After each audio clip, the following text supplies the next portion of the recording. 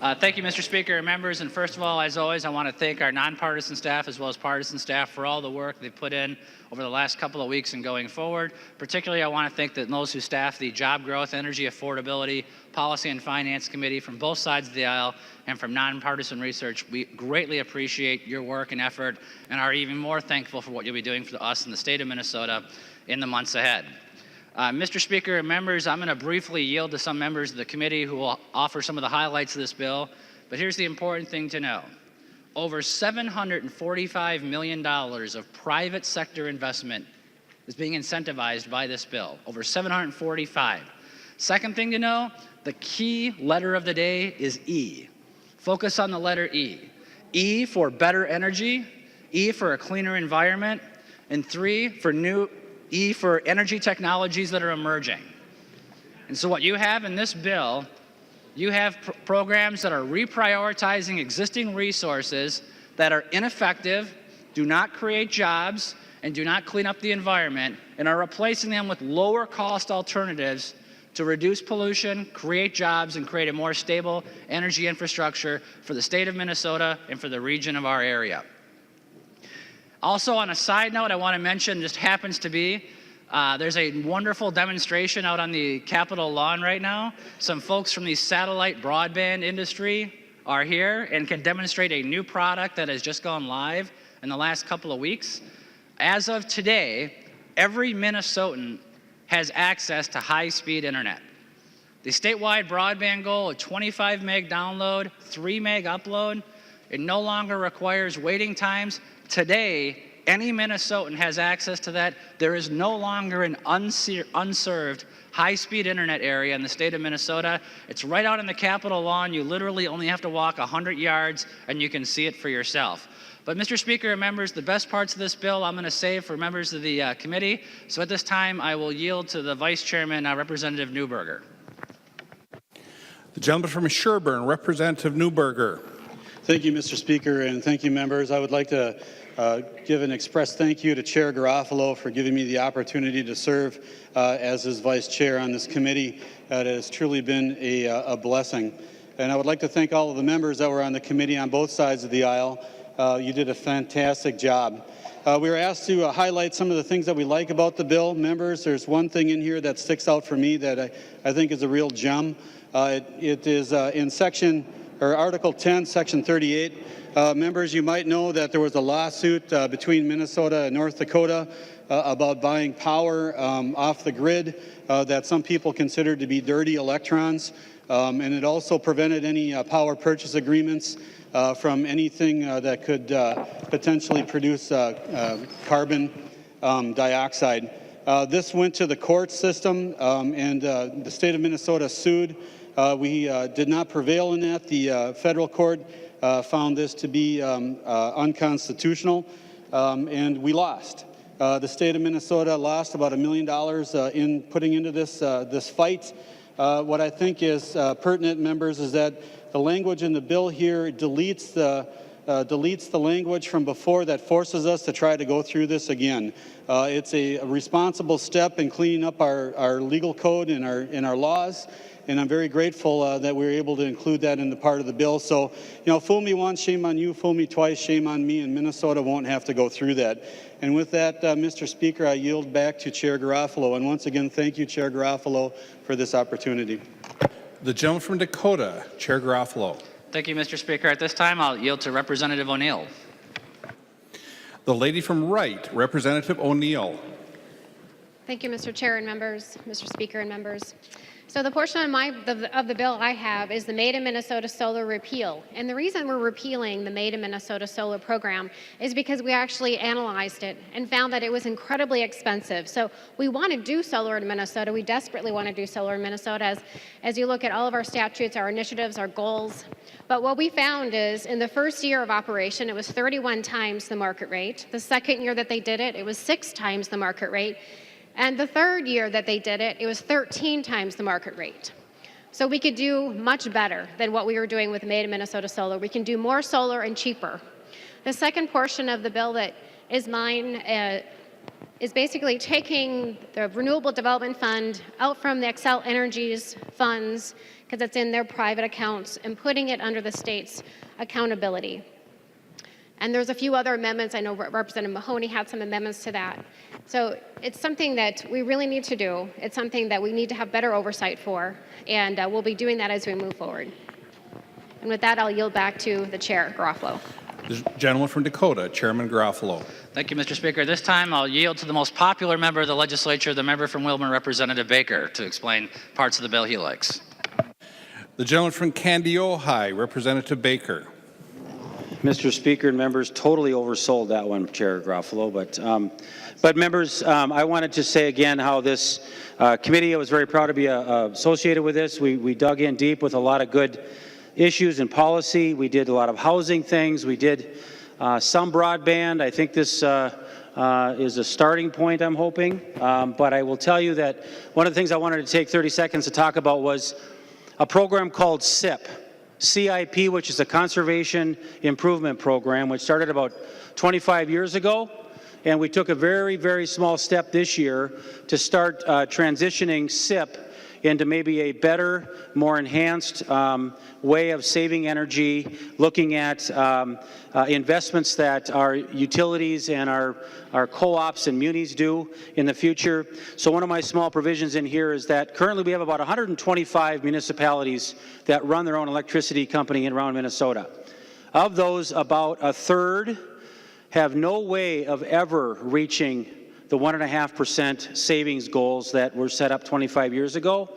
So this bill starts the process of cleaning up the very smallest members that don't have to worry and don't have to fret about being part of the next version of CIP. I think CIP has been a successful program. It has saved ratepayers money. It has lowered the usage of carbon or reduced carbon in the air by lowering demand. And I think it's done a good job. So we are starting the process of having more conversations about CIP. I'm planning on doing meetings in the interim and hopefully coming back next year with a good plan that both the green energy folks along with the municipalities and co-ops can agree.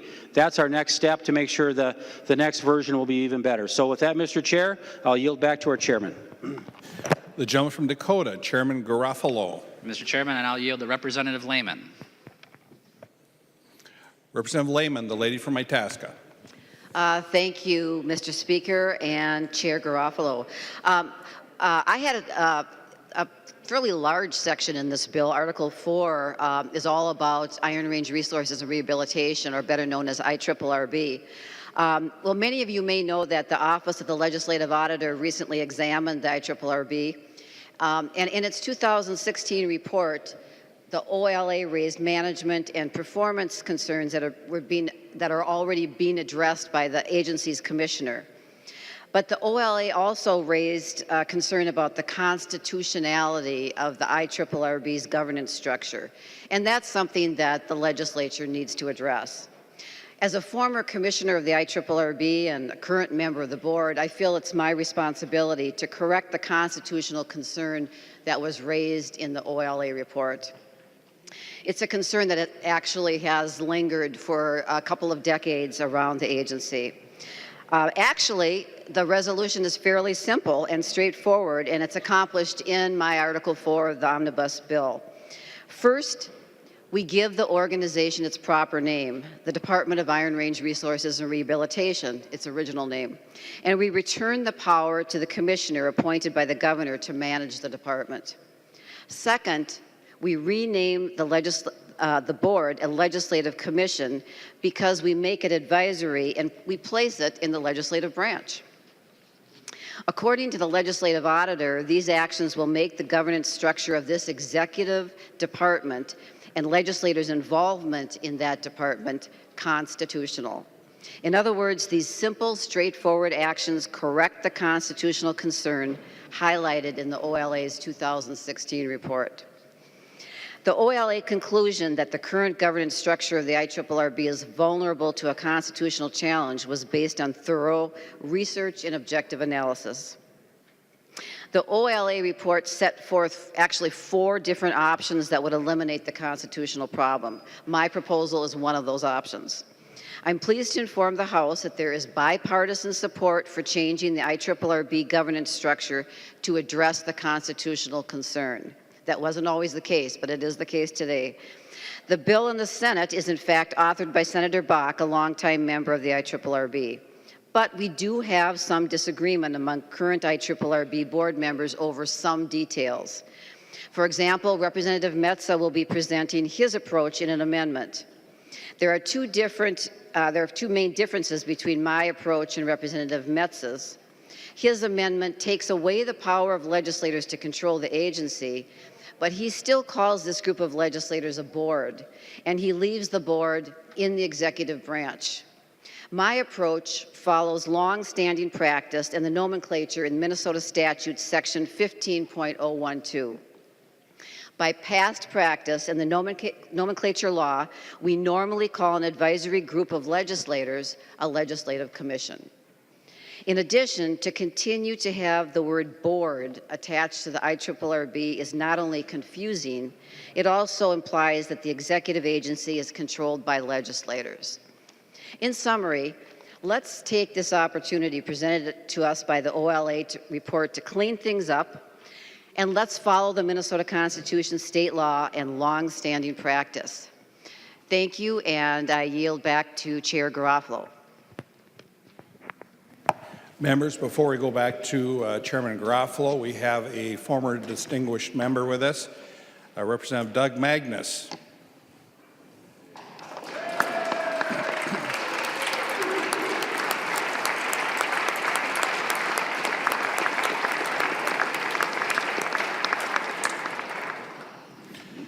The gentleman from Dakota, Chairman Garofalo. Well, Mr. Speaker, that's a first because I've never heard of someone being referred to as being formerly distinguished. So, Mr. Speaker, at this time, I will yield to the gentleman from Anoka, Representative West.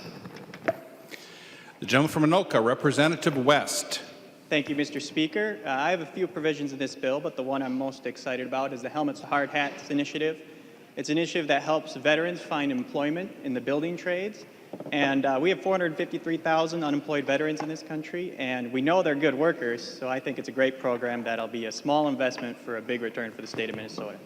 And I'd like to yield the rest of my time to Representative Garofalo. The gentleman from Dakota, Chairman Garofalo. And for the record, he yielded the rest of his time forever to me. Right there, he just did that. So next, I will yield to the member from Chisago, the newest member of our body, Representative New. The lady from Chisago, Representative New.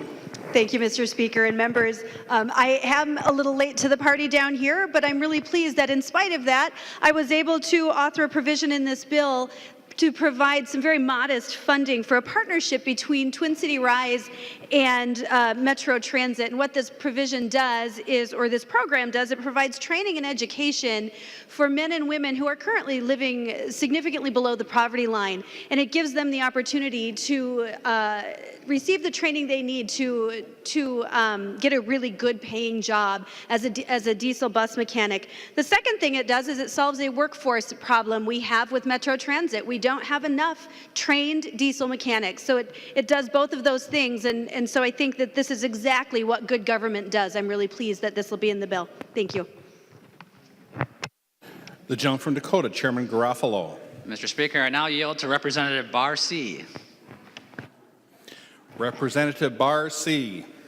Mr. Speaker, members, I have a provision in here on pipeline, the Enbridge, why our folks out here are serenading us with the drums and singing today, which the lady did a wonderful job of singing, great voice. I appreciated the serenade on the way in today. But the replacement of Line 3 is an imperative environmental issue. That pipeline has been in the ground for over 50 years. It has a lot of degradation to it, and it does need to be replaced. The application to replace that pipeline was submitted almost exactly 2 years ago. It was considered completely, the PUC had accepted it as a complete application on the 1st of July 2015, and they still have not had a ruling on whether they can or cannot start construction on the replacement pipeline. This is killing it slowly through administrative waiting time, just kill it slowly. But this pipeline, when the construction begins, not only will we have the thousands of jobs in the construction industry, but the ancillary jobs of hotels, restaurants, businesses, hardware stores, automobile sales, all the extra economic activity that comes along with this. There'll be $2.1 billion investment in this pipeline just in the state of Minnesota out of a total of 7.5 on the total pipeline, $7 billion. 760,000 barrels a day will be carried through this pipeline. That's the equivalent of 10,000 rail cars and 24,000 tanker trucks. We've heard many times about the oil trains coming through all of the populated areas and how that's a hazard waiting to happen. This will take those rail cars off and put it back underground where it belongs, where it's the safest, cheapest, most economical way to transport crude oil. In addition to that, the property tax revenues that will be generated over the each year will be right around just short of $53 million to each of the counties that this pipeline runs. Well, to not each of them, $53 million total to the counties that this runs through, divvied up between the counties. I'd yield the rest to Chair Garofalo. Gentleman from Dakota, Chairman Garofalo. Mr. Speaker, and finally, I'll yield to the final member of our presentation, the Master Electrician of the Minnesota House, Representative Rarick. Representative Rarick. Thank you, Mr. Speaker. Thank you, Chair Garofalo. As many of you members know, one of my main focuses here at the legislature is promoting building trades and construction careers, as well as manufacturing and other high-demand, well-paying careers that do not necessarily require a four-year degree. And so I'm grateful to have two provisions in the bill to help address that. A jobs training grant that helps people get the skills that they need to fill these career positions. But most importantly is a youth skills piece that will allow our school districts, if they so choose, to work with local manufacturers and hopefully in the near future construction companies and others to get our 16, 17, and 18-year-old high school students working in these fields with some potential high school credits and exposing them to these jobs, these careers, as well as their parents, so that they know what other options are and that they might fill some of these really needed positions. And I'll yield back to Chair Garofalo. The gentleman from Dakota, Chairman Garofalo. Mr. Speaker, members, the state of Minnesota deserves better than we have right now. We want to make sure that our state always finishes on top. I ask members for their support and look forward to discussing the amendments.